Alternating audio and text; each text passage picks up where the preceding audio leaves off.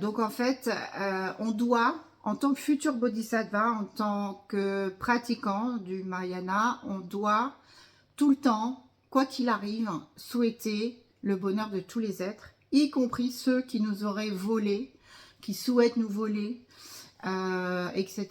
Et donc en fait, on parle d'attachement là du coup. Et on sait que plus on a un degré d'attachement important, plus on va souffrir si quelqu'un nous vole quelque chose ou quelqu'un. Ça peut être un rapt de personnes aussi.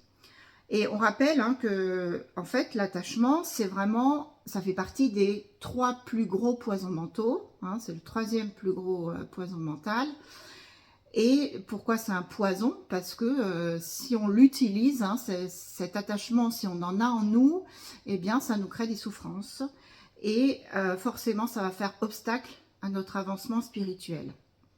Alors, on va voir pourquoi celui, par exemple, qui possède des richesses, celui qui a beaucoup, que je ne parle pas juste un petit peu, donc les plus riches, eh bien, en fait, on sait qu'ils n'ont, on dit souvent qu'ils n'ont pas beaucoup d'amis, ils n'ont pas de vrais amis. Ils sont entourés de personnes non pas bienveillantes, souvent, malheureusement, ils sont entourés de personnes qui sont intéressées souvent. Et autour d'eux, ils vont créer la convoitise, la jalousie. Donc, ils vont vivre finalement dans un environnement plutôt délétère et pas vraiment sain.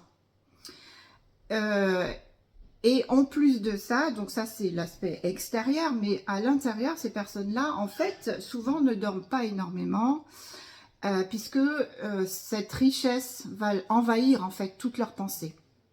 C'est-à-dire qu'ils vont être occupés à réfléchir, tiens, comment je vais pouvoir bien protéger ma maison, comment je vais pouvoir bien protéger mon compte en banque, comment je vais pouvoir faire encore fructifier mon argent, parce qu'on sait très bien que plus on en a, plus on en veut, puisque ça n'apporte pas le bonheur intérieur, le bonheur ultime. Et donc tout ça, ça va créer donc un environnement extérieur et un environnement intérieur, des pensées complètement négatives, ça va créer du stress, ça va créer des insomnies. Et souvent, l'état mental de ces personnes vont dégénérer à cause de ces pensées qui sont liées à l'attachement. Voilà.